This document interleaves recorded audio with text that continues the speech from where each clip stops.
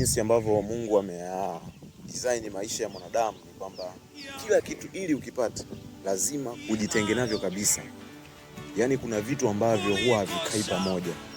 Kama unataka kitu fulani lazima ukiache hiki. Kama unataka kijizuie kufanya hivi. Hata kwa kawaida tu. Hata kwa hali ya kawaida tu. Kwa hali ya kawaida tu. Unataka kusoma, lazima ujilazimishe kuusaliti usingizi. Lazima uache uvivu. Lazima ujitume. Unataka kuwa na huduma ambayo ina matokeo, lazima uache dhambi. Unataka kukubalika na Mungu, acha dhambi. Unataka kuwa mtu wa influence kubwa kiroho, lazima ujitenge na dhambi. Hauwezi kuwa na nguvu za Mungu lakini wakati wote tena ukafanya kitu ambacho hakiwezekani. Kwa kila kitu kizuri ili ukipate, lazima kuna kitu lazima ukiache. Shida ni kwamba watu tunataka kupata vitu vizuri.